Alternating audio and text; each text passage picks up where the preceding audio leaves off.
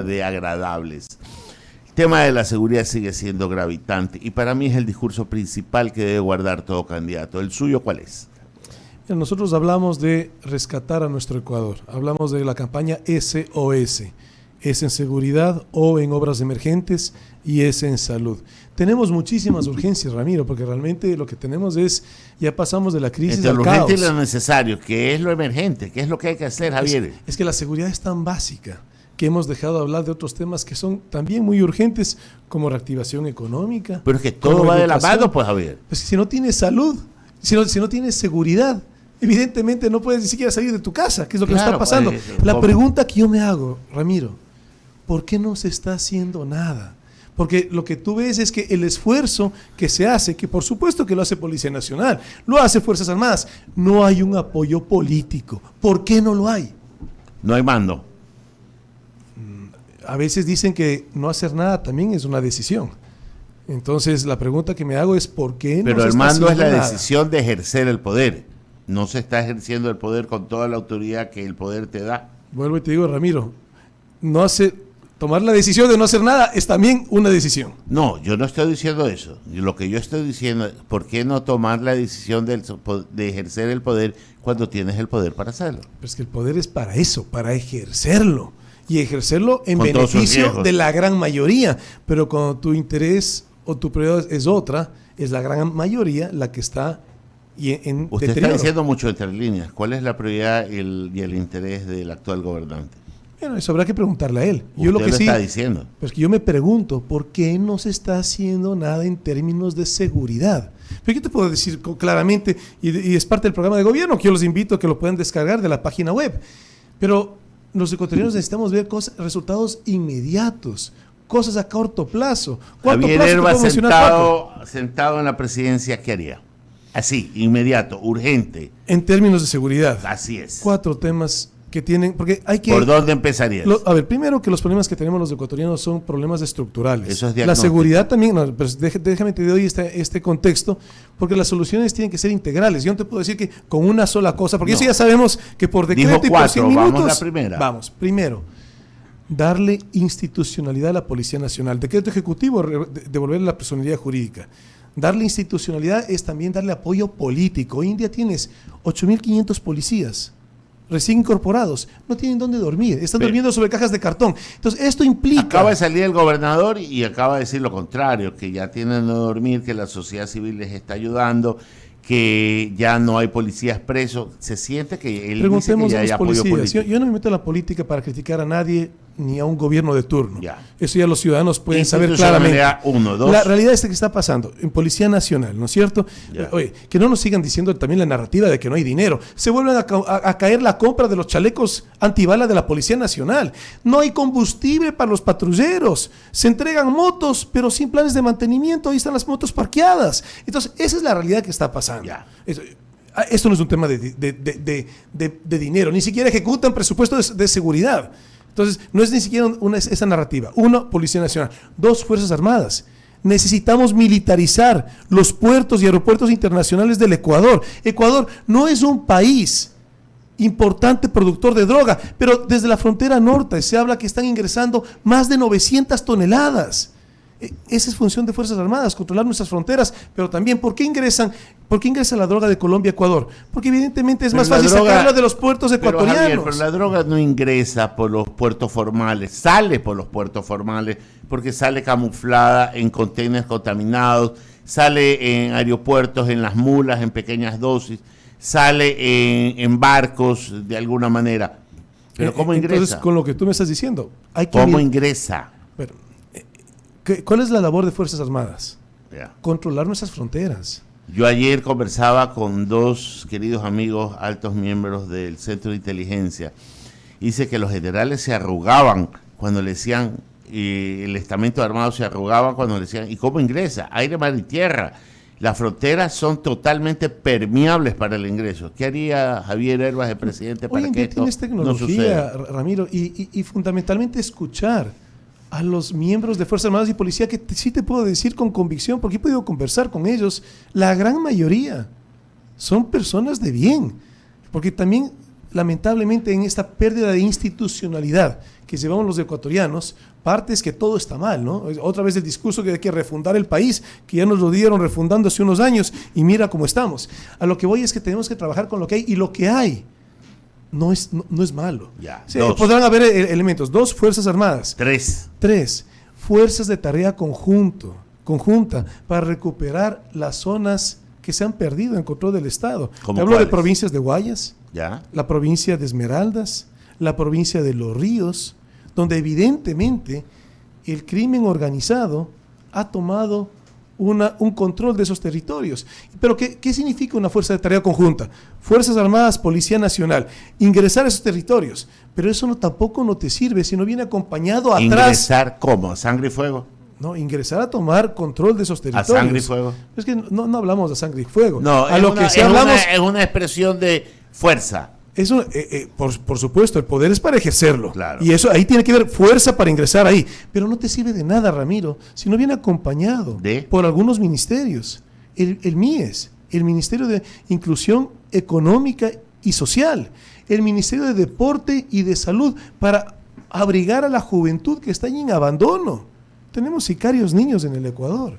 Tenemos 13, 14 años una juventud que está siendo captada por un flagelo terrible como es la droga. 4. Pero sin acompañamiento. 4. Entonces, y también Ministerio de Trabajo, porque necesitamos reactivación económica. 3. Y 4, es fundamental. Esto lo sabemos los ecuatorianos, porque no se hace nada. Hay que controlar las cárceles del Ecuador. Desde el interior de las cárceles se está planificando extorsión, vacunas, sicariato, asesinato, narcotráfico. ¿Y por qué? ¿Y por qué crees que no se las han podido controlar hasta ahora? Bueno, lo que sí te puedo... Yo vuelvo y me pregunto, ¿por qué no se está haciendo nada? En la competencia, en las estructuras del Estado ecuatoriano, ¿quién tiene la competencia de las cárceles? El Poder Ejecutivo. ¿Quién nombra al director de las cárceles? El Presidente de la República. ¿Cómo es posible que no puedas tener cámaras al interior de la cárcel? ¿Cómo es posible que estés dando de comer? Mira, a los presos se les da su alimentación, desayuno, almuerzo y merienda en buena hora. Pero no le estás dando a los niños de nuestro Ecuador. Entonces, perdimos prioridades en el país. ¿Y qué es lo que pasa en las cárceles? O sea, solución Bukele. No le demos de comer a los presos y debemos de comer a la gente que necesita de comer. Aquí, más allá de hablar de otras personas y otras realidades, hablemos de las nuestras. Ya. Eso está pasando en nuestro Ecuador, Ramiro. Pero también, lo que te voy a decir es, no tenemos un sistema de rehabilitación social. Si es que Ramiro fuera un padre que no pagó su pensión alimenticia, va a ir a la misma cárcel donde va un violador, donde va un narcotraficante, donde va un asesino. Eso no es rehabilitación, pero eso está pasando en nuestro país. Entonces, controlar las cárceles no es solamente que dejen de planificar crimen al interior, pero esos 4 cosas es inmediato, pero también una decisión política. Necesitamos activar la cooperación internacional. Necesitamos que en crímenes como narcotráfico, contrabando de armas, crimen organizado, cooperar con el país, Javier, con el cual se ha perdido esa cooperación que es Estados Unidos. Necesitamos esa cooperación internacional, activarla. ¿Tú tienes claro que es un gobierno de transición al que te estás candidatizando para ser la presidencia de la República? Y estas elecciones, Ramiro, son extremadamente trascendentales para nuestro país, porque siendo un gobierno tan corto y de transición como tú bien lo acotas, es el punto en el cual podemos ya tomar rumbo o irnos al abismo. Eso es lo que estamos en este momento eligiendo. Porque sí, es cierto, es un gobierno corto, pero por ese elemento a veces no le damos trascendencia. Es extremadamente relevante estas elecciones. No es cualquier cosa. Porque si es que llegas a tener un gobierno de 1 año y 4 meses, que se la pase en un show de abatir una banda y no reactivas economía, que se la pase en las denuncias, que se la pase en el discurso, 1 año y 4 meses se te pasan volando. Y veamos, mira, en la historia del Ecuador tuvimos un presidente, Yerovi. En 7 meses le dio rumbo a nuestro país. Y ahora tenemos algo que él no lo tuvo, que es la tecnología. La tecnología te ayuda a impulsar cualquier proceso, incluyendo un proceso social, incluyendo un proceso de reactivación económica. Los ecuatorianos necesitamos recuperar valores, Ramiro, valores familiares, valores espirituales, valores colectivos, que sí los tenemos a nivel individual, pero que lamentablemente la política esta de la polarización, la que nos sembró odio entre ecuatorianos, es la que hoy en día no visibiliza o ha dejado a un margen ese espíritu de solidaridad y valores que sí hay a nivel individual, pero que tenemos que otra vez llevarlo a nivel colectivo. Yo siempre digo que tenemos buenos médicos clínicos, pero tenemos malos cirujanos. ¿Ya? O sea, para el diagnóstico somos buenísimos, pero para ya la ejecución terminamos viendo que sentados en Carondelet, aquellos fantasmas que hablaba Bucarán, que yo siempre los he ejemplificado diciendo que es la torpeza que muchas veces contamina la mente de un mandatario, porque los cortesanos de Palacio hacen pensar de una manera, porque el círculo lo cierra de una manera. ¿Cómo va a trabajar Javier Hervas? Primero, en lo económico, porque el billete no es sentimental, para nada. Eso lo decía mis padres, no tiene carisma, o sea, simplemente usted tiene o no tiene billete. Y la realidad del próximo presidente que se siente que va a gobernar con el mismo presupuesto sus 18 meses. ¿Por qué? Porque va a terminar este año con el presupuesto del 2023. No hay asamblea, va a instalarse ese momento y a inicios del próximo año ya va a presentar una proforma y lo que se apruebe ya estará en elecciones. Entonces, Javier, ¿de qué estamos hablando? Y entra cualquiera que se siente con una camisa de fuerzas presupuestarias. ¿Cómo la vas a hacer para romper? ¿Cómo vamos a trabajar? Escuchando, Ramiro. Porque, mira, yo no espero a que me cuenten. Estos 2 años, yo he estado recorriendo el Ecuador. Te puedo decir algunas realidades, hechos. Tenemos mujeres y hombres muy capaces en las 24 provincias del Ecuador. 1. 2. Los ecuatorianos sabemos lo que hay que hacer, porque es lo frustrante, Ramiro. Sí sabemos. No se trata aquí de diagnóstico. No, sabemos. El problema es que no se lo hace.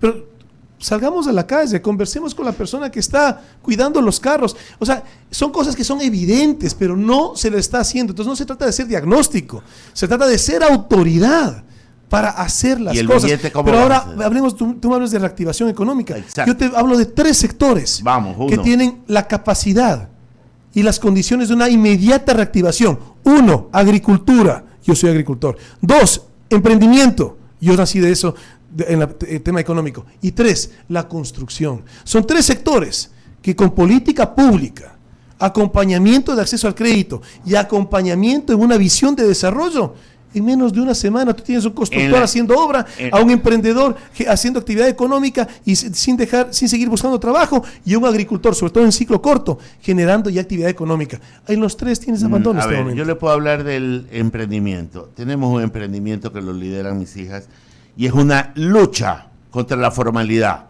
¿Por qué? Porque el SRI no perdona, porque el IES no perdona, porque las inspecciones no perdonan, pero los clientes están asustados y no van. Entonces se contamina con el tema de seguridad. Reactivación económica a través del agro. Yo creo fervientemente en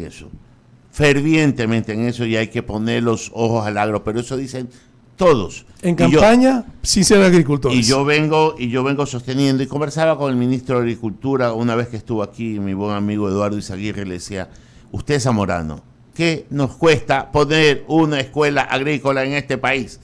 O sea, pusimos la Universidad del Conocimiento, pero también comemos, pues. Pero Ramiro, perdona que te interrumpa, es que sí las teníamos. Tuvimos un gobierno que cerró los colegios agropecuarios para convertirlas en unidades educativas. Perdimos rumbo como país. Entonces, mira, cosas muy puntuales en agricultura. No tenemos política de semillas. ¿Cómo podemos aspirar que el agricultor tenga una buena productividad cuando no le estamos dando la genética de las semillas para poder tener buena productividad? Ahí estás hablando del INIAP. En abandono completo. Educación, hablamos ya de los colegios agropecuarios, tenemos que recuperarlo. ¿Qué tan complicado es? Es inmediato. La malla curricular, que formemos. ¿Cuántas familias tienen hijos que no tienen los recursos para llevarles a una universidad? Que necesitamos que el bachillerato sea un bachillerato tecnológico y fundamentalmente agrícola, agropecuario. Tercero, el que tú tengas acceso al crédito, pero no en demagogia, que te digan a 30 años, veamos el fenotipo de cada cultivo. El café, por ejemplo. A los 3 años que tú tengas periodo de gracia, a los 3 años ya puedes comenzar a pagar con ese cultivo. Dale 8 años y tienes cafeteros. Ecuador importa café, y Ecuador importa maíz. Otro tema en agricultura, la incoherencia, que esto es un tema general en la política ecuatoriana. Aquí el problema que tenemos en la política es la incoherencia. El que te dice algo no lo está pensando porque no lo cumple, y no lo hace, no lo piensa, no tienes esa coherencia. Mira, yo les invito, Vayamos a un supermercado en este momento y mire las galletas, los cereales, todo lo que es importado, es hecho con materias primas de cultivos transgénicos. Y sin embargo, nuestros agricultores no lo pueden sembrar. Y sin embargo, estás hablando de importar ahorita arroz. Arroz vas a importar en la época en la cual necesita el agricultor un respiro. Si es que en algo suben los precios, porque lamentablemente ha habido muchos cultivos que se han perdido por un invierno fuerte que está por venir, el fenómeno del Niño. Y lo que quieres es importar. Pero el agricultor y le importas arroz transgénico, porque en Colombia se permiten cultivos transgénicos. Pero ahí sí le voy a objetar el tema. No es el agricultor el que recibe el beneficio de la subida del arroz, sino el intermediario. Y usted lo sabe eso perfectamente. Bueno fuera que el agricultor lo recibiera. Por tanto, hay que buscar alguna forma de bajar. Y ahí sí voy a y ahí te hablo de un tema puntual. Mercado de productores. Tenemos 221 cantones en el Ecuador, Ramiro. Si algunas lecciones nos dejó la pandemia, 2 lecciones fundamentales que nos dejó la pandemia. La primera, que no faltó comida en ningún hogar ecuatoriano gracias al campesino y agricultor ecuatoriano. La segunda lección que nos dejó, el agricultor salió a vender a las calles, ganar. El consumidor consiguió un menor precio con mejor calidad y el agricultor consiguió un mejor precio vendiendo directamente al consumidor. Mercado de productores necesitamos, competencia que sí tienen los GATS cantonales. Eduardo, esperemos, gusto. Vamos a darle la bienvenida a Eduardo Mendoza, que se integra a la mesa de diálogo. Solo para terminar, Javier, nada más, y dar el paso a Eduardo y a Bolo. Yo tengo un hermano agrónomo y 2 sobrinos agrónomos. El tema me lo conozco perfectamente bien. Mi memoria solo recoge 2 grandes ministros de Agricultura, Marcela Niado de Bin y Mariano González Portés. Leonardo Escobar, quisiera que también lo menciones. Bueno, sí. No, pero no duró lo que duraron estos señores en su ejercicio. Y sin embargo, en esos pocos meses, el impacto que tuvo. Eso es lo relevante. La política pública sí puede tener impacto en corto plazo cuando hay una visión. Y cuando hay conocimiento, que pues, es parte de la visión. Javier, y solo la parte política. Está claro que el próximo Congreso Nacional van a ir los mismitos que los mandaron a la casa. No necesariamente, Ramiro, perdón que te interrumpa, pero mira, que las reglas del juego son las mismas, totalmente de acuerdo contigo. Pero si vamos a votar por los mismos, evidentemente vamos a tener lo mismo, porque algunos partidos están repitiendo. A ver, pero la aritmética en esto no hay que ser cándido, porque la candidez no es propia de los políticos y el político cándido no gobierna. Entonces, la realidad es que UNES va a tener un bloque importante, que Pachacuti ya no va a ser lo que era, que la izquierda democrática que usted lo auspició tampoco va a ser lo que era. A ver, entonces, Ramiro, cuando tú dices UNES va a tener un bloque importante, esto es decisión de los ciudadanos, porque tanto que se habla de las elecciones seccionales, ¿con cuánto tuviste un alcalde en Quito? Esa es la realidad. O sea, a veces sobredimensionamos por un vacío, porque lo que tenemos hoy en día en el país es un vacío que lamentablemente, no por los méritos ustedes llegan, no lo han sino podido por los deméritos de los demás. Entonces no se trata de ser cándido, se trata de ser real en las cosas. El vacío se ha producido porque ustedes no lo han llenado. Y por tanto, no ha habido un recambio producto de nuevas ideas y ejercicios. Cuando tú dices ustedes, somos todos los ecuatorianos, eres tú también. Es decir, todos somos cómplices, la gran mayoría pasivos, porque ese círculo rojo de la política que nos ha llevado a esta situación es la minoría de la población. Pero todos somos cómplices pasivos a lo que estamos. Es momento de hacer le cuento algo y no voy a discrepar. Cuando nos han llamado a la función pública, hemos ido. Y hemos ido con mucho gusto y nos hemos mojado el poncho. Así que eso, por lo menos con Eduardo y conmigo, no juega. Porque hemos ido a mojarnos el poncho. Lo que pasa es que nuestra función difiere de la de ustedes. Ustedes son los que están llevando la bandera y por tanto nuestra obligación es presionarlos de tal manera para que hoy candidatos, luego en el ejercicio de poder, cumplan. Ramiro, yo te recuerdo que yo nunca he sido poder. Y en esta campaña electoral, que tienes 8 binomios, la gran mayoría han sido poder. Dentro de diferentes espacios, pero han sido poder. Han tenido la oportunidad de ejercer poder. ¿Y ahora cómo estamos? Entonces, no, yo no he sido poder para decir que nosotros somos cómplices de eso, más bien todo lo contrario. Por eso estoy aquí, por eso dejo el confort que todos tenemos en nuestra vida diaria. Mira, yo vengo del sector privado, yo no vengo de familia de empresarios. Yo arranqué y te digo con franqueza, y esto que te lo digo, te lo voy a decir desde el corazón, porque yo me meto en la política por gratitud a este país maravilloso que me ha permitido cumplir mis sueños. Yo arranco desde cero, desde la idea, desde el emprendimiento. Hoy en día puedo dar plaza de trabajo directa a prácticamente ya 500 personas, 70% mujeres. Eso es lo que el país te puede dar, pero lo que no queremos es que este caso sea la excepción, queremos que sea la mayoría y para eso es necesario política pública que te acompañe. Eduardo. Querido Javier, buenos días a toda la audiencia. Eduardo. Buenos días, querido Javier, ¿cómo estás? Venía escuchándote con Ramiro, me atrasé un poquito porque hubo algún problema en el tránsito. Tú dijiste acá, antes de que aceptara la candidatura, que era un error que el ejército estuviera en la calle, que no se había conseguido mayor cosa con eso. Anoche vi una noticia que en México tenían militarizado todo y sin embargo la delincuencia organizada es dueña del 80% con los militares en la calle. Los militares, o sea, cuando lo dijiste la primera vez, no me pareció muy feliz. Me dije, pero Javier, ¿qué le pasa? No vive en Guayaquil. Pero ayer vi en México y como sabía que íbamos a conversar contigo hoy día, te pregunto, para entrar al análisis un poquito profundo de este tema, ¿cuáles son tus impresiones? ¿Por qué dijiste que no debería estar el ejército en las calles? Porque ¿qué es lo que se ha propuesto? Que el ejército patrulle y ahí no tienes beneficio.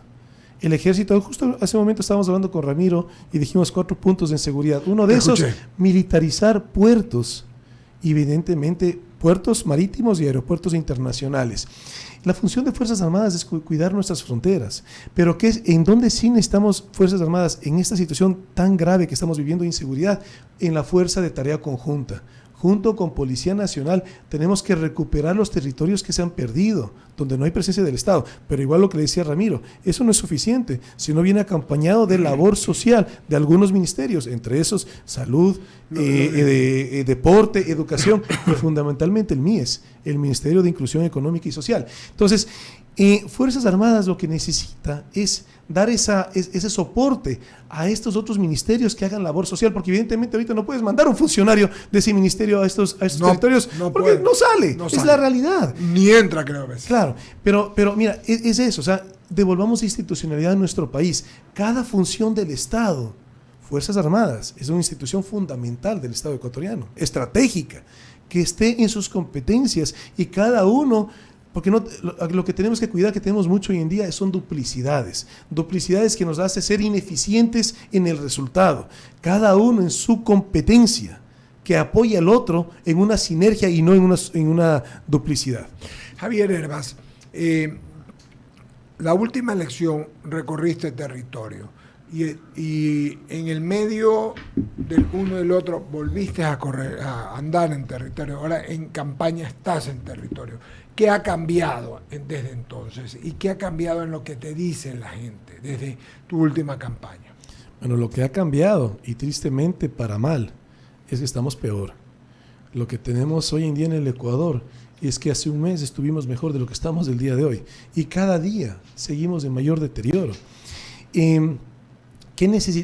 Lo que sí es grato decirte, estimado Eduardo, es que lo que sí no ha cambiado es la esperanza de las mujeres y los hombres ecuatorianos. Eso se mantiene vigente, con mucha frustración, con mucha ira si tú quieres, pero está vigente la esperanza. Y es la preocupación de esta, y por qué yo decía hace un momento, por qué estas elecciones son tan relevantes.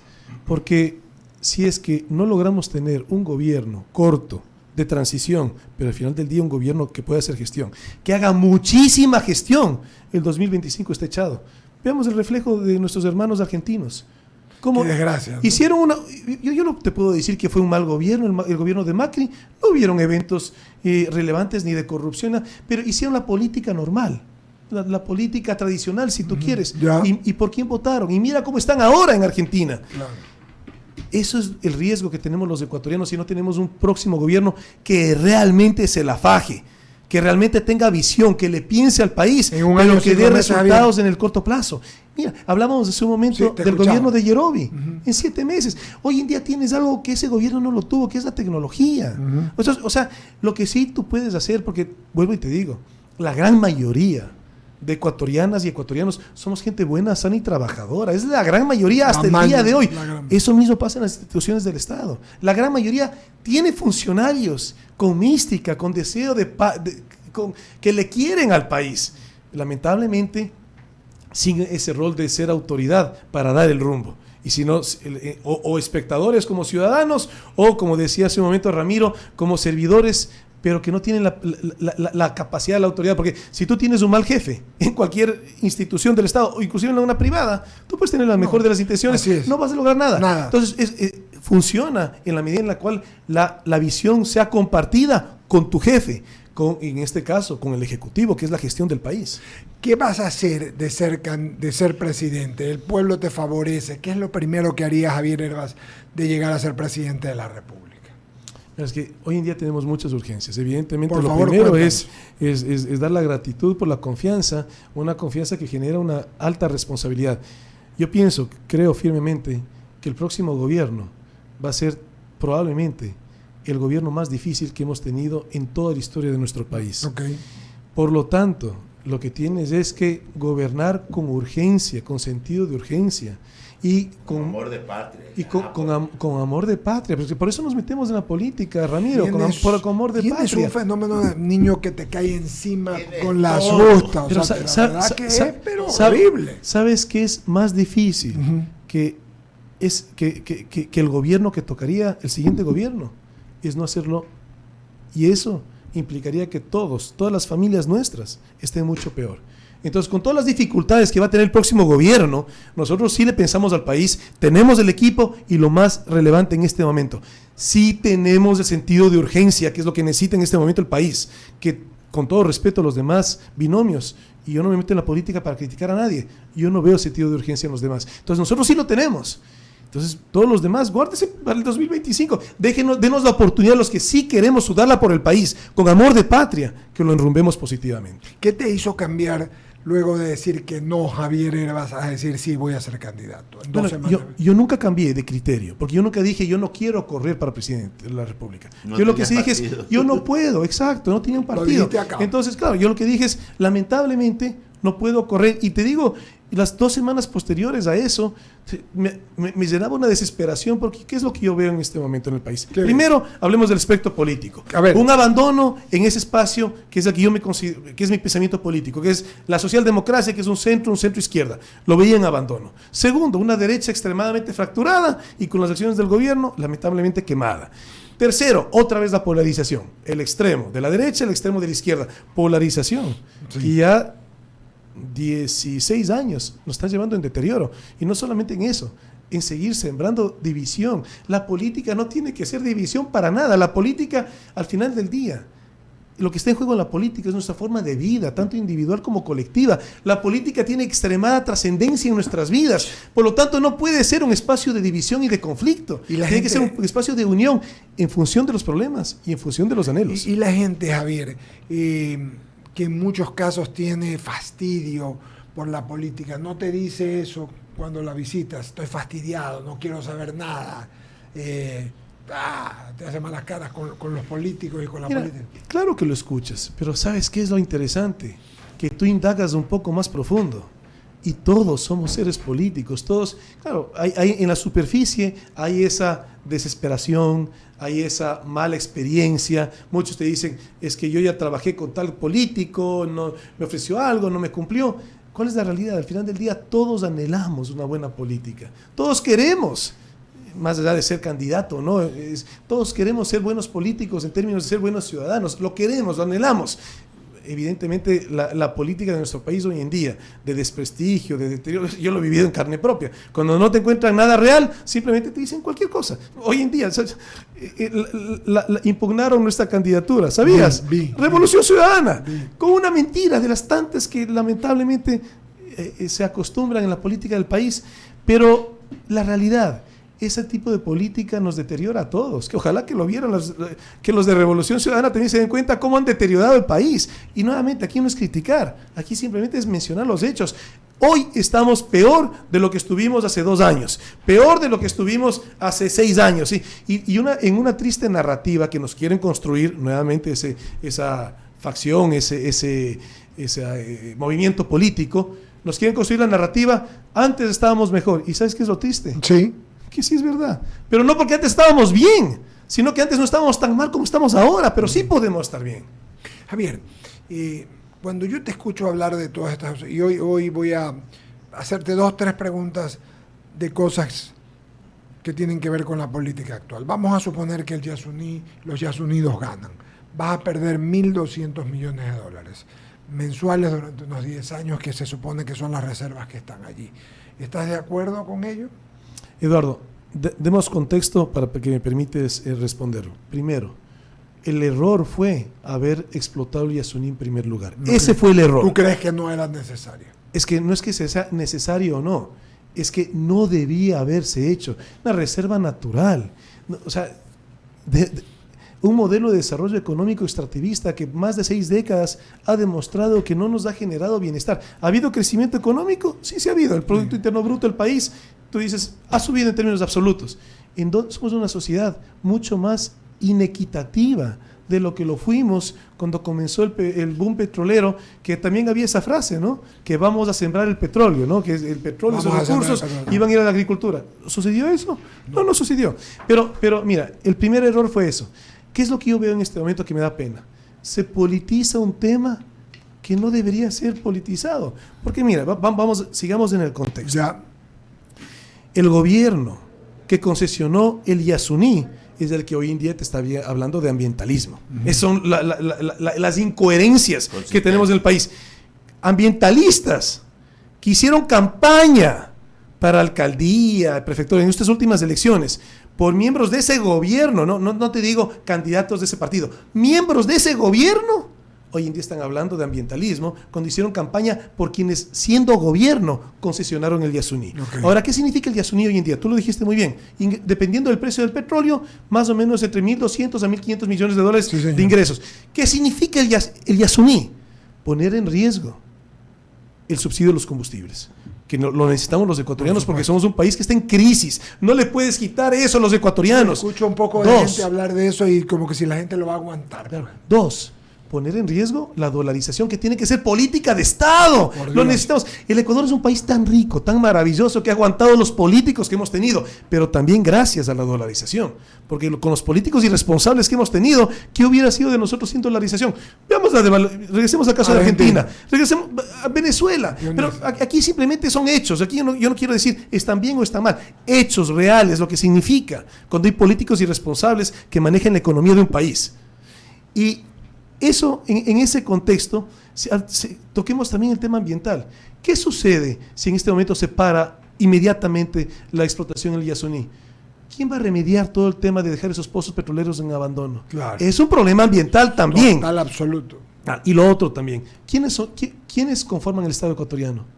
Somos todos los 18 millones de almas que somos las y los ecuatorianos. ¿A quién le van a caer? Porque tuvimos un gobierno que le encantaba que nos metan demandas, que las perdimos todos. Bueno, es evidente que vamos a perder las demandas porque lamentablemente en el Ecuador se perdió a nivel político, se perdió el Estado de Derecho. O sea, un país tiene que tener reglas claras y que se cumplan. Cuando tú firmas un contrato, en este caso el Estado, con cualquiera que sea la empresa, y lo incumples, te van a demandar y vamos a perder. Entonces, en todo ese contexto, que cada cual decida cómo votar, pero no simplemente en un tema politizado, sí o no, ambientalismo o no ambientalismo. No, en todo este contexto, analicemos todo eso. Javier, hablamos ya del Yasuní. Son 2 preguntas más y tienen que ver con aplicación. ¿Qué harías tú en el caso del Seguro Social de llegar a ser presidente? Ahí tenemos un problema grande porque ni siquiera tenemos información validada. Seguro Social, tenemos que hablar del BIES. Claro. El BIES no tiene balances auditados, por Dios. Entonces, esa es la realidad que estamos viviendo ahora. Mira, cuando las cosas son complejas, como la que estamos viviendo, lo que tienes que buscar es hacerlas simples.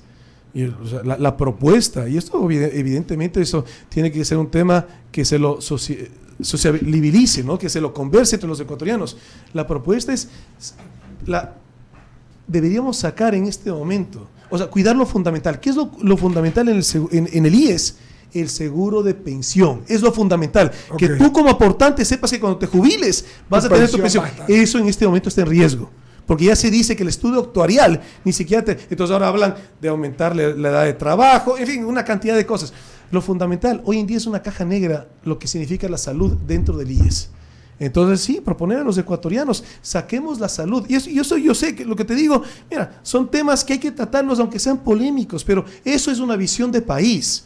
sacarlo, la salud, porque igual la salud, y está en la Constitución hoy en día, una Constitución que algún día, ojalá, primero siendo un buen gobierno, pero después de eso, ojalá la podamos cambiar. Pero en esto sí es algo correcto, que la salud tiene que ser de acceso universal. Claro. Entonces tú como Estado tienes la obligación de darle salud a todos los ecuatorianos. Por lo tanto, mira qué pasa en Guaranda. En Guaranda tú tienes un hospital general al frente del hospital del IES, ninguno tiene medicina, ninguno está dando una buena atención. Entonces, mira, eso es lo que está pasando hoy en día. Tanto en el sistema de salud del IES como en el sistema general de salud pública, los dos están en caos, en crisis. Hagamos uno que funcione, saquemos la salud y hagamos que el IES se concentre en lo que debe ser, la pensión de los ecuatorianos. A ver, es interesante lo que estás diciendo. Es decir, tú lo que dices es, salvemos la pensión de los ecuatorianos porque todo el mundo quiere una jubilación digna. Y dejemos el tema de la medicina en la medicina. Eso es lo que estás diciendo, fuera del IES. Eso es lo que me estás diciendo. Y con lo que te digo, mira, para eso nos metemos en la política, para generar las propuestas. Mucha gente va a estar en contra de lo que yo estoy diciendo. Sindicatos seguramente van a estar muy en contra y nos van a sembrar miedo, porque lamentablemente la política de nuestro país es sembrarte miedo, ¿no? Te van a quitar la salud. Todo lo contrario, te vamos a proteger la salud, porque hoy en día la salud en el IES es una caja negra que no sabes cuánto va para pensión, cuánto va para salud, y los dos están en abandono. Una más de mi parte, y con eso concluyo, Javier Herbas, ya que hemos peinado toda la zona de los principales problemas. Está muy rico el café, por cierto. Me alegro, tiene canela, así que con gusto. Está riquísimo café con canela. Que tiene, pero está bien. Especialidad de la casa. Que no sea como el 2021 que decía que en el café colocaban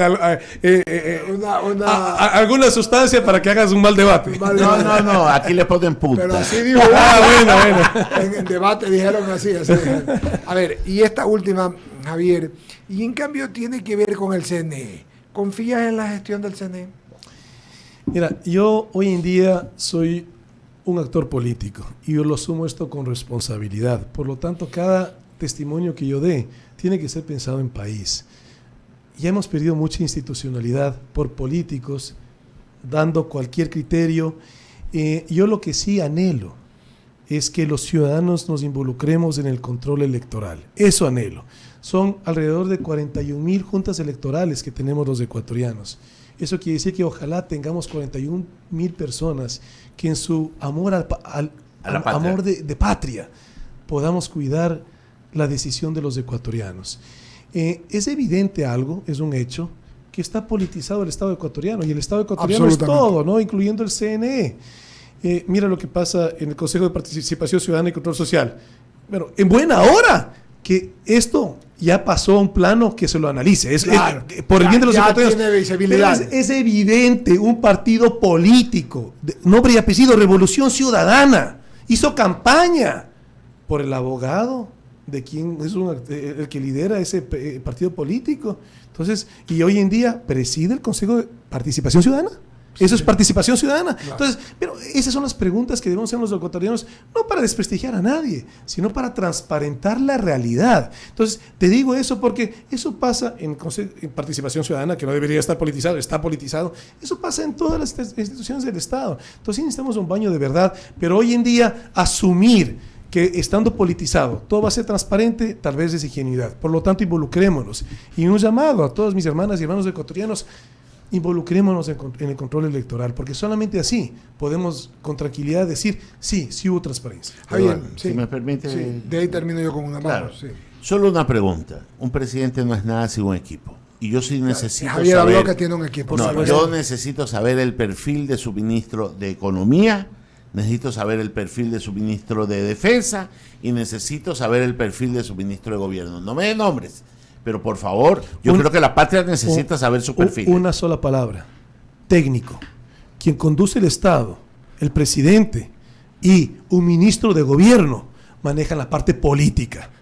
Los demás tienen que manejar la parte de ejecución técnica. Y también quiero decirte algo, porque mira, algo que yo me siento muy honrado. Sí, por favor. Y de hecho está llevando una entrevista en este momento en otro salón de aquí de I-99. Es mi binomio. Sí, claro.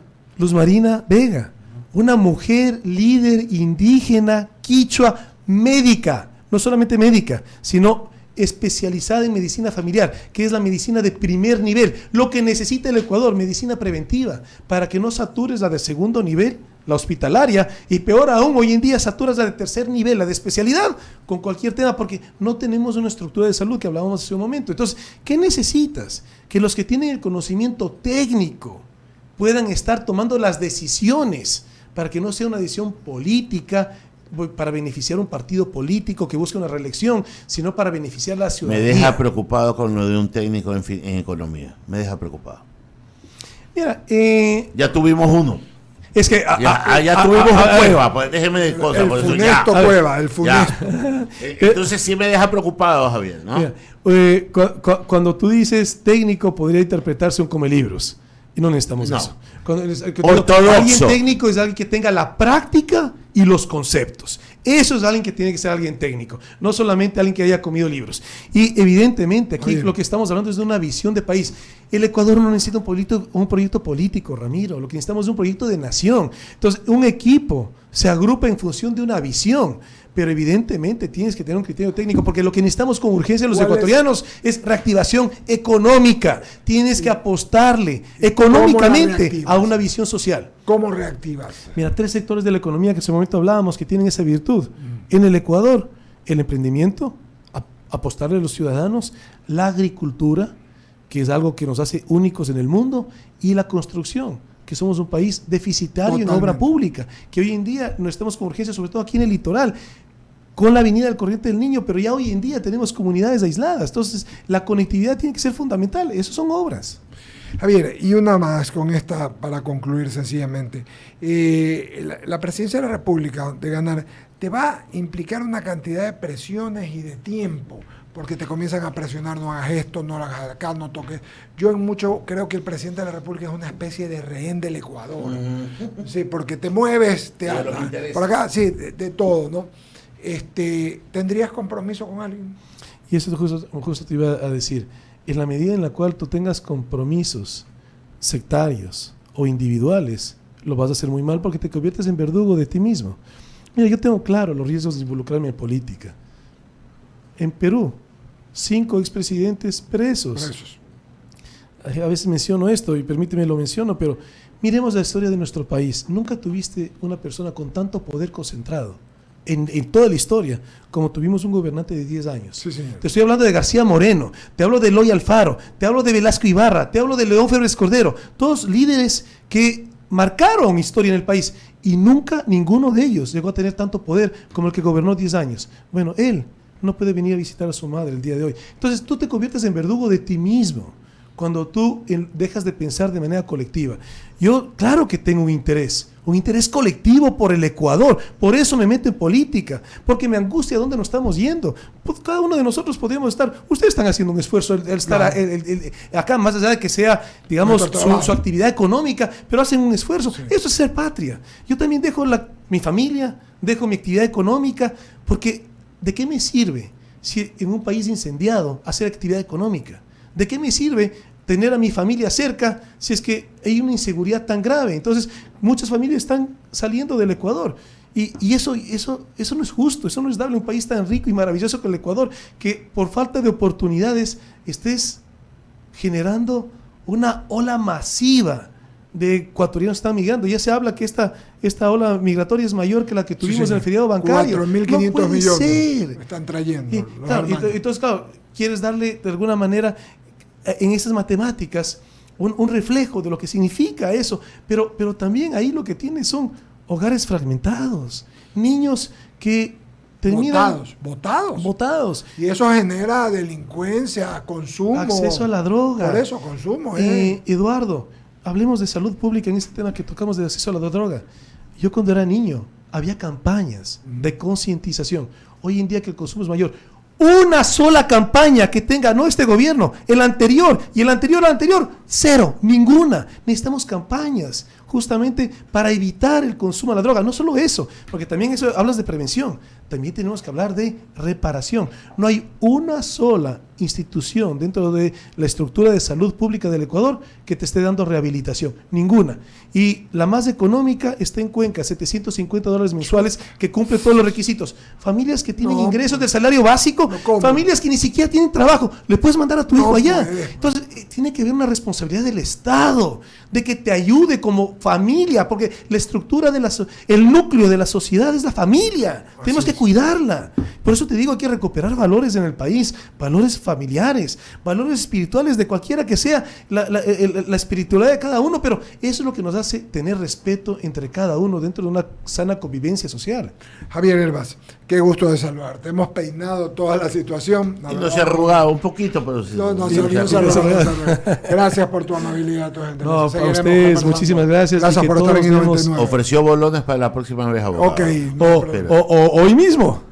No, ya estamos. Ya se está excusando. No, es que ya a esta hora ya no, pues a las 7 de la mañana, ¿verdad, Eduardo? Sí, señor. Un gusto siempre estar aquí en I99. Pagamos corte, ya está Luisa con nosotros, Enrique, ya está Luisa con nosotros, vamos a conversar. Tenemos a Bruno Leone y luego viene un submarinista, un oficial de la Armada, para que nos cuente después de lo que pasó en el submarino, mini submarino, qué es lo que necesita para la gente que quiere hacer cosas que no sabe, que nos explique bien el tema. Gracias, querido Javier. Javier Herbas, candidato a la